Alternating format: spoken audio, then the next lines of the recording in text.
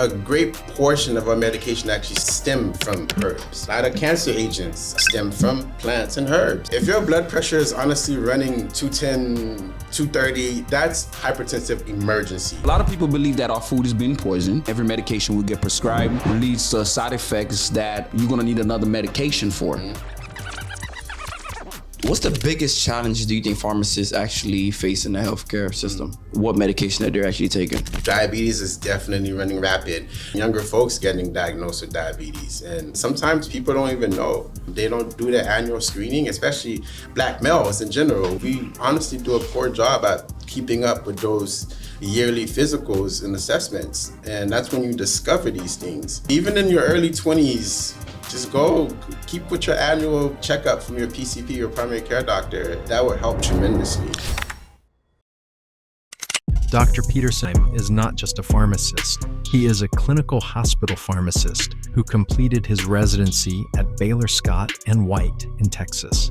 A graduate of Florida A&M University's rigorous 0 to 6 pharmacy program, he now specializes in transplant immunology and rare disease. What are some of the biggest health concerns that you see now as a pharmacist that's affecting our community? I was reading through the clinical notes. There was a patient that was on the cardiac floor and he wasn't doing well. I just had a clinical hunch, and then I ordered a particular lab. I did it anyways because I just had a clinical hunch. And I remember I went home, I'm like, maybe I shouldn't have ordered that lab. I shouldn't be doing this, blah, blah, blah, blah. He have clots everywhere. You are in a position to help people, save lives. And even from a pharmacy, there is a practice where you can honestly intervene and save someone's life. I noticed there was a misfill from the previous pharmacist, and I went and swapped it out because I knew the repercussions of taking that wrong medication, where she honestly could have ended up in the ED. It was a blood pressure medication. Oh, wow. People probably wouldn't even know she was, her blood pressure was going down. She would become hypertensive, probably collapse and end up passing out. So this is extremely important to try not to mix your medications in one. Get a pill box if you can to separate the doses if you're taking multiple meds, because the wrong medication can cause an adverse event. Welcome to another episode on Jules Legacy Enterprise Productions, where story connects generations. A conversation with a pioneer. It's a segment that celebrates the life and journey of North Miami Senior High School pioneers by bridging the past and the present to inspire the future.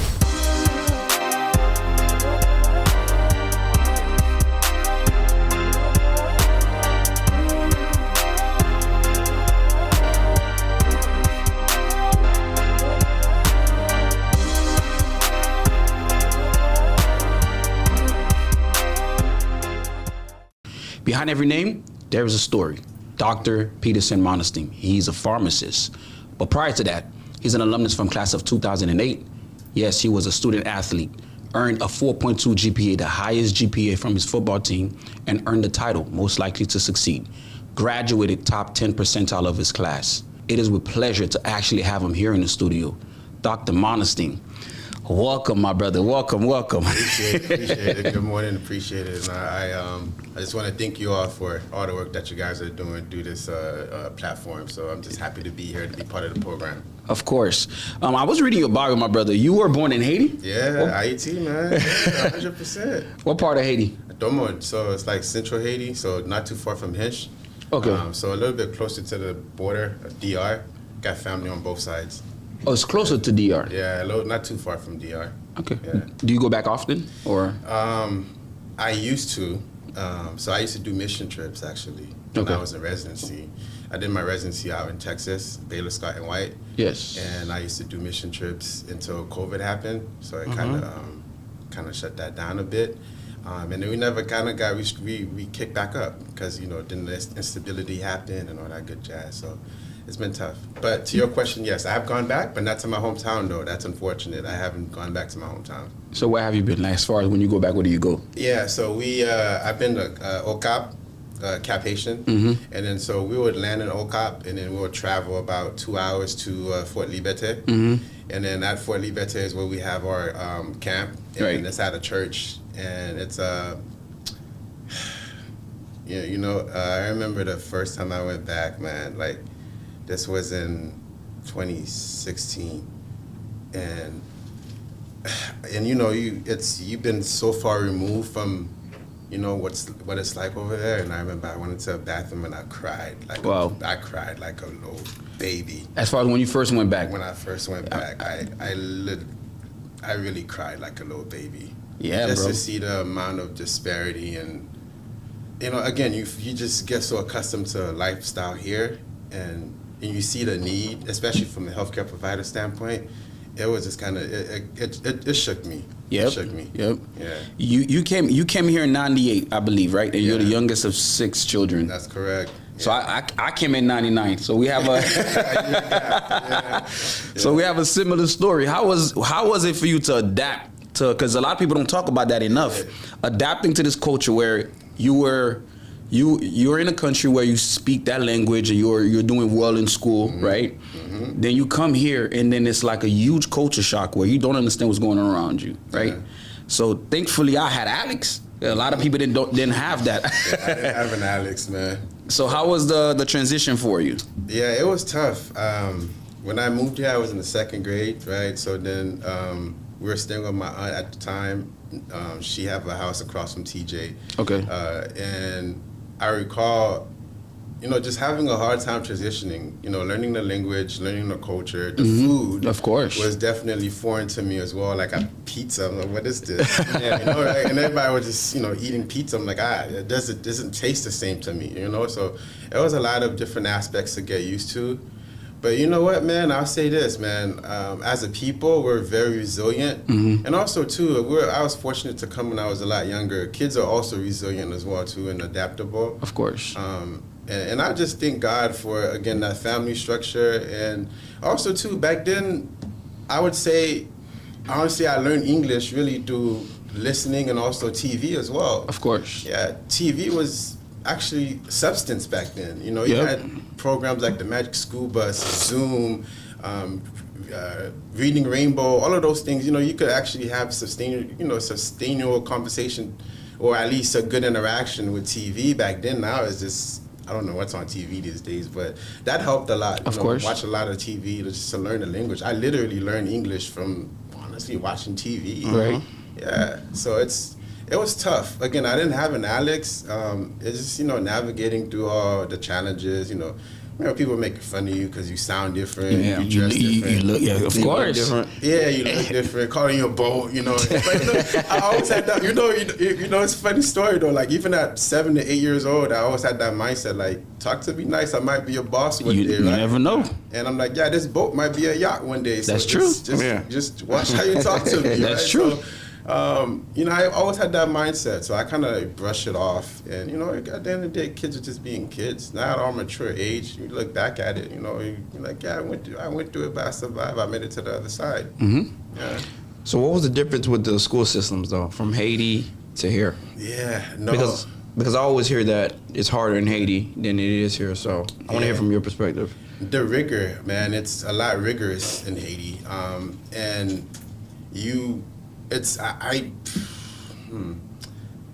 the best way to put it, I think, the focus on education, not that we don't prioritize education here in the States, we do, but I think it's a different level in Haiti because that's honestly one of the main pipelines to, you know, to climb up, to get upward mobility in that country, right? With there's lack, and that's another conversation why there's lack, right? Of course. But I think the difference is the seriousness of school and the fact that everyone understands that, and it's a uniform shift and a uniform movement.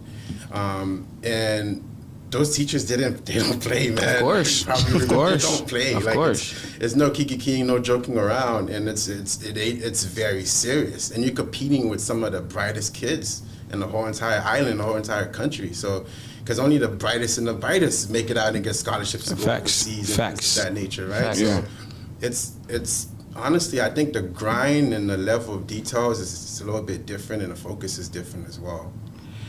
You play football, in high school, right? Yeah. So I know you played at first. You said quarterback. Yeah. From quarterback, and then you went to safety, right? Yeah. So how was being an athlete? How did you were able to take those discipline and adapt them to your real life? Yeah. Because to maintain a good GPA, a 4.2 GPA, is not the easiest thing. And also to be able to show up to practice, how are those disciplines help you later on in life? Yeah, no, that's a great question. And I would say this, at the times, you don't always appreciate something until you kind of get out of it. Of course. And I think the discipline of football, and I remember Coach Graham, I thank him for that as well, of too. Course. His main message of saying, this is just, life is not just about football, it's beyond football. So he's trying to instill a lot. He was honestly the dad of the team, right? Trying to instill a lot of those things that create not just a little boy or a teenager playing football, but what a man looks like. Right. Because he had a family, he had a wife and kids, and he was balancing both, and we kind of saw that. At the time, we didn't understand it. Of course. But now I'm in this position where I have a wife and kids. I completely understand the sacrifice he made and what he was trying to instill in us. And I think that discipline goes a long way of not just showing up, in practice and games or whatever, but also showing up in the books, because he also pressed that as well too. So Coach Graham definitely makes sure we got the grades right, because at the end of the day, if you're talented, you don't have any grades, it's tough to go anywhere. You can't even play. That's true. It's tough to go anywhere. So I think that discipline was very monumental in the very beginning, and it transcended over to college as well too. You see plenty of athletes from high school and they transition to college, and it's an easier transition because you're so used to doing so much, and college is challenging. So then you're already accustomed to it. You're already accustomed to the 6 a.m. to 2-a-days and all that good stuff. Yeah. You know the rival is still there, right? The rival from NMB, right? Yes, sir. So last season, man, the stadium was packed. We're talking about alumni came out. We're talking about like current students still came out, and a lot of people just came. It was a big rival game. At what point did you know that you was going to become a pharmacist? Was that always a plan from high school when you transitioned to FAMU, or? Yeah. So if you knew me in high school, you knew I dabbled in everything. Right. One morning I would come in with my Holster scrubs.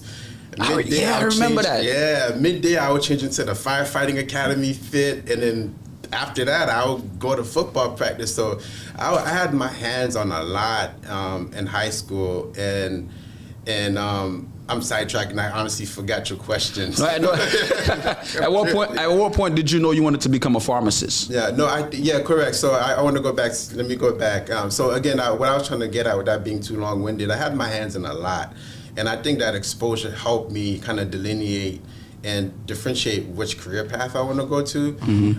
And I want to say by 10th grade, I remember being in host, I'm like, yeah, this is it. And I remember being in Ms. Z's class, and she had a book of like occupational career, like healthcare careers, and I was just flipping through it. And then I saw pharmacy, and I read up on it, and which makes sense. It kind of gravitated towards me, because growing up in Haiti, my grandma, she was a natural healer. My great grandma, the lady's gifted. She's gifted with her hands. She's gifted with herbs, and that early on exposure as a kid, like, piqued my curiosity, right? Yeah. And so then I'm like, oh, you know what? Pharmacy, medicine, herbs, the whole. I want to learn more about it. Right. In addition to, around that time, my dad was really sick. He had a stroke. He had a first stroke. He was at 52 at the time. And I remember during his recovery, I saw how something so small, like an amlodipine, I couldn't pronounce the name back then, right? I didn't know what it was. Something so small as amlodipine, which is a blood pressure pill, kind of just control his blood pressure. I thought that was magic, witchcraft. Of course. How did that happen? Right. So that also piqued my curiosity to learn more about it, to learn more about the field. And it started off, honestly, back in Haiti, man. To be honest with you, my early exposure to pharmacy and my curiosity to pharmacy was back in Haiti, and then transitioned over time from exposure to different career path. But yes. But what do you enjoy most about working in healthcare? You know what? Like, what's your favorite thing? My favorite thing, honestly, about healthcare is honestly helping people. I know it sounds cliche, right? Yeah. It does sound cliche, right? Helping people is, of course. But I'll tell you a story to make it real, and I don't want to disclose the institution. I remember I was working in this hospital. I was relatively new as a clinical pharmacist. This was during COVID era too, right? So I was reading through the clinical notes, And I was following through, and there was a patient that was on the cardiac floor, and he wasn't doing well. And I just had a clinical hunch. I went through all his labs. I'm like, man, something's missing here. Something's missing here. And then I ordered a particular lab that honestly I didn't have any business ordering. I didn't really have. You're an officer, of right? course. I didn't have probable cause. I really didn't have probable cause to order that lab, but I did it anyways because I just had a clinical hunch. And I remember I went home. I'm like, maybe I shouldn't have ordered that lab, man. Like they're probably gonna pull me into the office. I shouldn't be doing this, blah blah blah blah. Then I got a phone call from a colleague that covered the evening shift. Then my heart dropped. I'm like, wow. Oh my gosh, what did I do? Right? And then she called me and said, hey, did you order such and such lab on patient XYZ on the 6th floor? I'm like, yeah, but I just got started. I don't really know the rules. I'm still learning, blah, blah, blah. So I'm just trying to cover myself. And she goes, guess what? I'm glad you did, because if you didn't order that lab, that man would have went home. He had clots everywhere. He would have died. So they actually discontinued his discharge. It kept him in and worked him up. And again, it's these stories that you don't really hear every day about helping people. It's true. It's legit. Like, you are in a position to help people and save lives. And even from a clinical pharmacist perspective, yes, I'm not in the OR doing surgery, procedures and surgery, right? But there is a practice where you can honestly intervene and save someone's life. And that goes to answer your question, like, what do I find most intriguing about healthcare is honestly helping people and potentially saving a life through different avenues. Wow. Yeah. So how was pharmacy school? Because we were talking about you went to FAMU, right? Yeah. Walk us through the process as far as, because we're not into that field. Yeah. So after you get your undergrad, what was the next thing for you, and how was school overall? Yeah. So FAMU is amazing. Anyone listening with a camera, right? All the young generation, FAMU is a great school. Not FSU, right? I'm a UM fan, so I got nephews and nieces at FSU, so I won't say too much about that, but I am definitely a UM fan for sure. Right. But no, FAMU is a great school. My experience there, not to be long-winded, I also want to give credit to Dr. Smith from North Miami. She was the career counselor. She's still there, by the way. Yeah. We communicate. She lives in my neighborhood as well. Oh, too. nice. And I remember when I was in high school, and I told her I want to do pharmacy, and there was a particular school, I won't mention the school name, and I was head over heels over that school. I was like, I want to go there, Dr. Smith. And she goes, you know what? That's great. You want to go to that school, but I think you're going to fare off here. She kind of introduced me to FAMU, and she got kids that went to FAMU. Nice. They're all doing well and successful. And then when I got there, it was exactly what she told me. Wow. It was that close-knit culture. Of course, you get that tough love, right? Right. And within our culture. But you're not a number at FAMU. You are a student there, and they treat you as such. And the pharmacy program is tough. It's hard. It's challenging. It's time-consuming. There's going to be late nights. You're going through your prereqs because our school is 0 to 6. So you come in as a pre-pharmacy student, you do all 6 years there, you graduate, you walk out with a PharmD.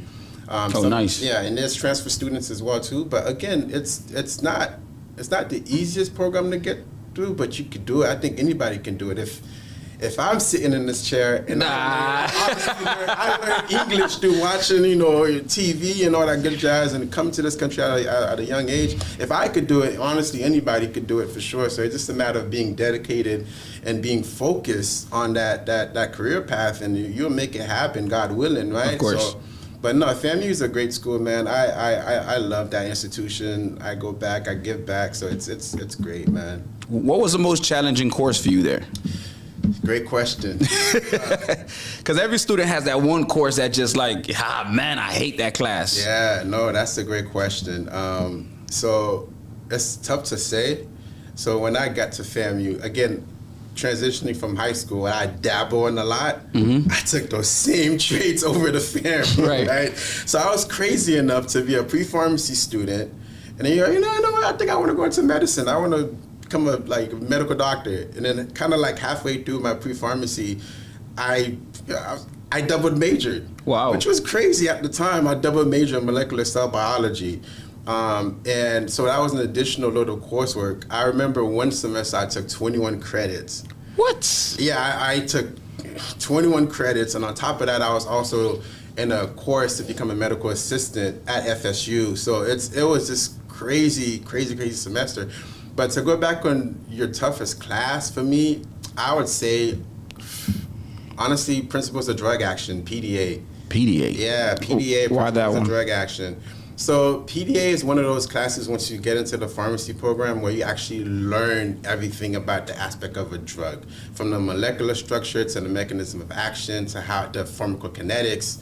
Pharmacokinetics is how the drug react. Pharmacodynamic, how the drug basically metabolizes out of your body. So you literally learn all aspect of, again, for example, that amlodipine pill I referenced earlier, how that medication actually work and control blood pressure from every single piece. Wow. So that course is very challenging, very challenging, because it pulled on a lot of earlier classes like your calculus, organic chemistry, which is definitely tough, physics.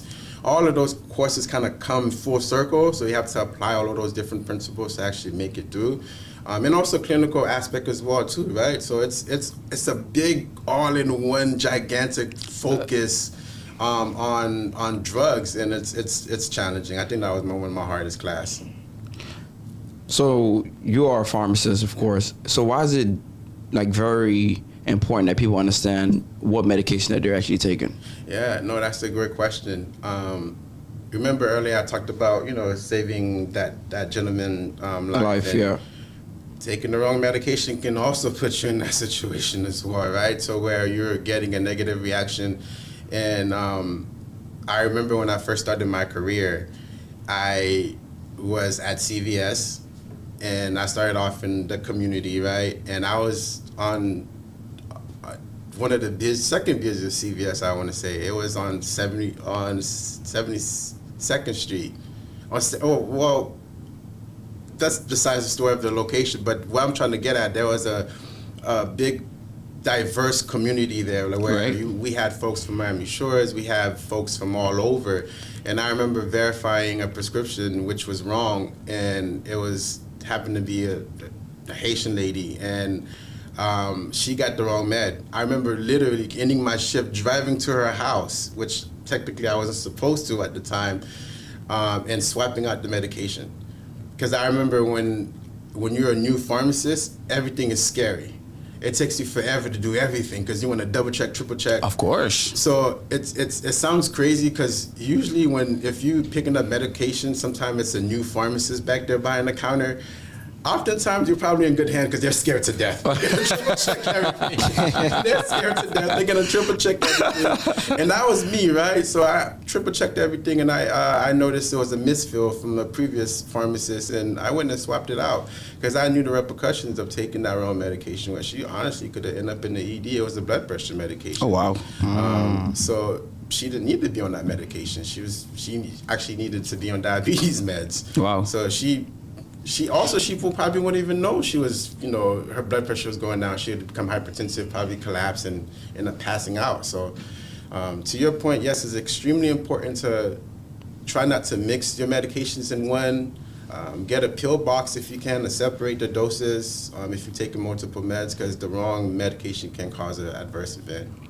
What are some of the biggest health concerns that you see now as a pharmacist that's affecting our community? How long do you have?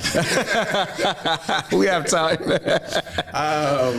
No, honestly, I would say chronic disease, man. Chronic disease like diabetes, hypertension, strokes, those things are still very real and impactful in our community. And of course, there's the big C, cancer, right? Which honestly stem from chronic disease growing out of control most of the time, specifically diabetes. I think there's a big misconception on diabetes. I want to focus on diabetes because I'm biased here because I did my MCare and my residency in chronic disease management, and diabetes is definitely running rapid. Now you have young guys such as you and myself, and their A1C is out of control. Like everyone is pre-diabetic, right? So you go, once your A1C goes beyond 5.7, technically you're considered pre-diabetic, right? And the A1C, what's a test that's used to measure your blood control over a course of 3 months. And I'm just honestly seeing outrageous numbers. And I'm seeing younger and younger folks getting diagnosed with diabetes. And it's long-winded, convoluted, intermixed bag of why that is. Part of it is food and lack of mobility as well. But to answer your question, honestly, man, yes, diabetes is honestly running rapid. And sometimes people don't even know. They don't know. They don't go get checked. They don't do their annual screening, especially black males in general. We honestly do a poor job at keeping up with those yearly physicals and assessments. And that's when you discover these things. So it's best to, honestly, if you're listening and you're in that critical age of, honestly, even in your early 20s, just go keep with your annual checkup from your PCP, your primary care doctor, and that will help tremendously. Dr. Monestime, I have a question for you. That's one of the conversation that's been going around, right? I wouldn't say, some people would consider it like a conspiracy, but now I'm going to ask you like straight up, right? So a lot of people believe that our food is being poisoned, or they feel that when we do get prescribed medication, every medication we get prescribed leads to side effects that you're going to need another medication for, right? How true is that? That's a tough question. And I don't know if I have the expertise to really answer it fully. It's a lot to unpack in that question. I would say this. The pharmaceutical industry, and I'm not trying to paint the food industry as the bad guys here, but realistically, the pharmaceutical industry is reacting to the food industry. Because our food quality is not the standard of what it used to be back then, we have an evolution of all of these chronic diseases. And to help control that, we have the pharmaceutical industry that comes and trying to mitigate that shift, right? So I say it's not, I don't think it's a conspiracy theory. I just think to be realistic with you, we're living in a capitalistic environment, right? So at the end of the day, food is a business as well, right? So if there's any means where you can increase the bottom line by, I'm not saying they're cutting corners, but if you get a lower tier product and you can sell it for more, then from a business standpoint, if you don't have the highest integrity and standards, you will do that, right? So there are some food companies that are doing that, and because of that, and people are consuming it, then you're seeing some of these disparities in healthcare. And I'm not here to just paint the food industry as the bad guy and the pharmaceutical industry as a superhero. There are things that could be changed there as well too, but I think it's a reaction. Because at the end of the day, if we didn't have that to kind of bridge that gap, then how worse would it be, right? So that's my take on it. Again, I'm not an expert in any of this, but just my opinion. You mentioned as far as natural remedy, right? Yeah. Versus taking a pill. A lot of people don't like taking pills on medications, right? Some people revert back to our natural. Our natural way of doing things, as far as whether it's the tea and certain things. What would you recommend? My recommendation, if you want to do the herbal or alternative medicine, I'm not opposed of it. I would say make sure you get a clear picture of your health. Get a clear picture of it, because oftentimes there's a misconception, even in our community, right? I see my dad do it, my mom do it, they all do it, right? Understand this, from a medicine standpoint, a great portion of our medication actually stem from herbs, right? A lot of cancer agents stem from plants and herbs. It's been mass produced to control the dosing, and it's been studied so you can get those pharmacodynamics and pharmacokinetic principles to actually make the herb work in that fashion. What I'm trying to get at is understand your health, because sometimes people try to control an outcome that's already too far gone for herbs, and they get themselves into trouble. If your blood pressure is honestly running 210, 225, 230, that's hypertensive emergency. Like, I wouldn't recommend you taking whatever tea to cut. That's ill-advised. I would be criminal. To say that, right? I would say, yes, there's a component where once you get that under control, you know what you're doing, you got that back down, then yes, you can go ahead and continue with the alternative medicine once it's controlled, right? But just to say, I'm just going to take the teas, it's honestly not probably the best way. That's why I said it's best to understand your health care status at the time and where you're at, and get a clear picture from that, and get a good physician that's going to explain that to you. Not all of them will explain it to you in a manner where you can consume and understand it, right? So that's my take on it. And what's the biggest challenge do you think pharmacists actually face in the healthcare system? Yeah, provider status. I would say this, provider status. That's probably the biggest struggle, and I will unpack that in a few. But essentially, we're a doctorate. Every pharmacist you meet is doctorate level, right? So it's a terminal degree, and we don't have provider status. What I mean by that, if you go back to that story where I ordered that lab, right, and I technically shouldn't have ordered it, if we had provider status where we can actually use our full-fledged clinical capacity, that would help tremendously. Especially now, if you read in healthcare, there's a physician shortage, right? So there's a good amount of physicians that are retiring, the baby boomers are retiring, and there's not enough physicians to take into the account of our growing population. So essentially, you're going to have to rely on some of those terminal degrees like your ARNPs, your pharmacists, nurse practitioners, and things of that nature to help bridge that gap. And I think one of the biggest challenges we have is the lack of provider status, to where we can't really act on a full clinical expertise is kind of holding the field back from doing more. The opioid epidemic, right? Yeah. So what is your take on that? Because I know a lot of people do abuse it, right? Yeah. And our country is going through that entire, pandemic now. What is your take on that? I say this, I'll go glass half full. It has gotten a lot better from what it was back then. I remember when I was at that CVS on 79th Street. Now I'm calling the names on 79th Street. 79 in Biscayne, I believe, right? Yes, sir. When I was there, I got all type of crazy fraudulent prescriptions. Again, you're a new grad, so it's hard to kind of fall for those tricks because you watch everything.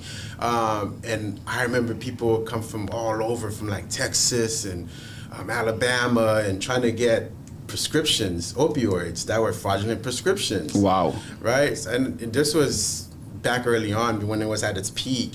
And now it has gotten national attention, as you mentioned, from, podcasts and the news media. It has gotten a lot better. But I would say sometimes you get individuals that honestly weren't really, unfortunately, given the full explanation of what that drug is and what it will do. And it's not to their own demise, it's not the demise of the clinician as well too. It could be someone that had a fall from work and then they end up getting addicted to this stuff, right? So it's not always like, oh, this person is a junkie, blah, blah, blah, blah, blah. There's stories. Every one of those opioid cases, there are real people, there are stories behind those individuals. And from a healthcare standpoint, I try not to judge. I come from like a position of passion and understanding. But again, to my earlier point, it has gotten a lot better with intervention from the government, from institutions, from grants, and also people have boots on the ground trying to kind of mitigate and reverse some of those negative challenges that we saw early on. So yeah, it's and also too the lawsuits as well. Of course. The lawsuits. I mentioned the tremendous amount of lawsuits that came out of that. Again, which some of the things we could have done better early on. Of course. You are a married man, right? So let's wanna, I don't wanna keep focusing on your career, right? Let's talk about some of your personal life. Statistics shows, and that married man tends to live longer, right? So, so you got married 10 years ago, and I remember you told me that you met your spouse in pharmaceutical school, right? Yeah. Pharmacy school, sorry.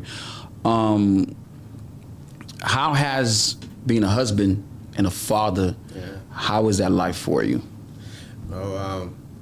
I also read a stat that having daughters also increases your life expectancy. Oh, there you go. You got two of them, right? Right now you're on the winning side. Winning side. Sure. But no, to piggyback on your question, being a man, especially a black man, right?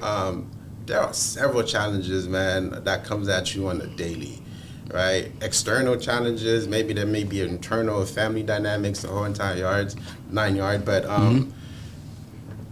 having a wife and kids and everything else, it is definitely, I could see why that stat says, married men live longer, because you have a small group of internal community and greater purpose, right? So now it's not just about you, right? So you have a spouse and probably a few kids to look after. So certain things that you probably not more risk adverse. Certain things that are risky, you try to avoid. Right.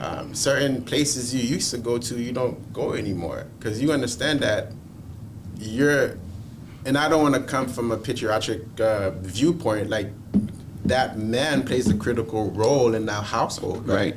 I'm not trying to diminish my wife and her capabilities as a woman and her leadership skills and everything else, but having a man in the household really sets the tone and dynamic for a lot of things, for that household to function, especially when there's kids involved.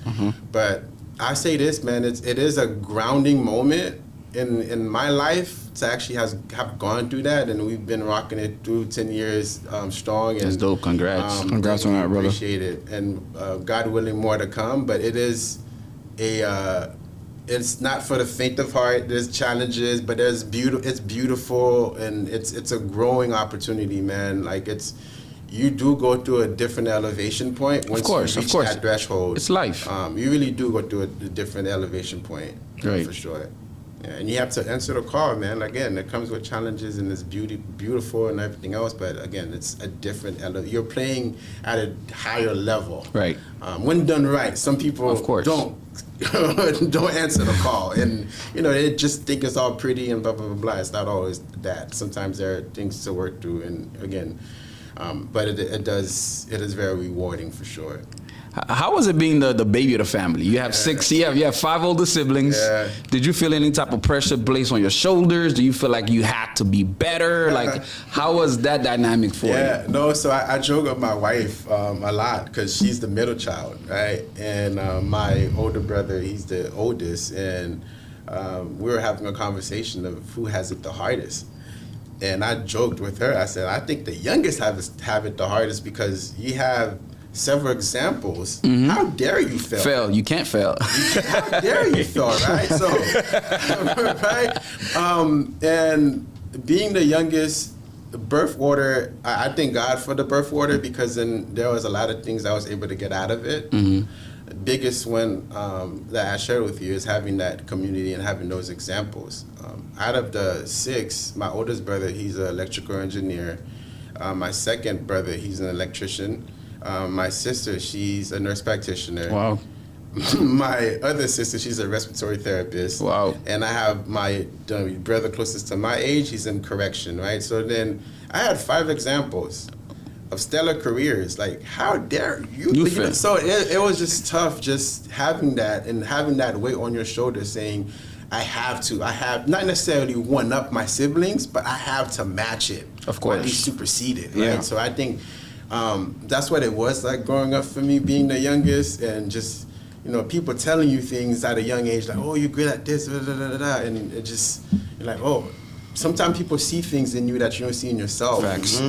And having that multiplied by 5, man, it's tremendous value, bro. You don't think that made it easier for you, as far as where there's already a path that was created for you, where, No doubt. You know what? I wouldn't say easy, right? I wouldn't necessarily say easy. I would say it's more guidance. Mm-hmm. Just because there's guidance, you still got to walk those steps. Mm-hmm. You still got to go through it. Yeah. Right. I could give you the whole entire playbook, Of course. but it's up to you to execute. That's true. So there's the execution part of it. So I wouldn't say it's not necessarily easy because of the pressure of, like, especially if you come from a family that's going to come at you and like, hey, you need to do this, you need to do that, you need to do this. It could be a tremendous amount of pressure. But again, I wouldn't say it's easier. I just think it's more guidance, which I guess in essence you can say it's probably easier, but not in my opinion. I don't think it's easier. So, dog, we talked a lot about your career, right? Yeah. What do you like doing in your personal time? Yeah. You like to travel? Yeah, no, so my work actually, I travel a lot for work. I really do travel a lot for work. They just went through basically an acquisition where we bought 2 other pharmaceutical companies, so it's less now. But I was covering 12 states. Right, for my current career path right now, and I do travel a lot, and I do like that aspect of seeing the country. And in my personal time, I take that as well too. I like traveling with the kids. I like traveling with the wife and seeing the world. And I think those are things that I didn't have as a kid, right? So, in the beginning, we had enough. Just enough to get by. That's it. Just enough, right? We didn't have the luxuries of going on vacations, of course, and, camps and all the other stuff that my kids have access to now. But to answer your question, yes, on my personal time, I do travel a lot. I like working out. I ran track in high school, so I still run. I run a lot, and I try to get people to come along with me and all that good jazz. But that's why in sports, you can't not like. Of course. Down here, right? Yeah. Big UM fan. So anytime I can catch a game with my son, I go out to the stadium and watch. I like all Miami sports, from the Dolphins to the Oh Lord. the Dolphins to the Heat to the Marlins. I'm all Miami, man. Like I like all Miami sports, and I know Miami got jokes. Yeah, of course. He loved bashing my Dolphins, but that's all right. But he's my boy, though. Yeah, listen, man. Growing up in Miami is like, I fell off the Dolphins because I was a through and through fan. But years after years, this shit's gonna get better. It's management. We need a better quarterback. We need this. We can't keep living in the era of 1972. We're in 2026. And Tua was a major failure for our team. So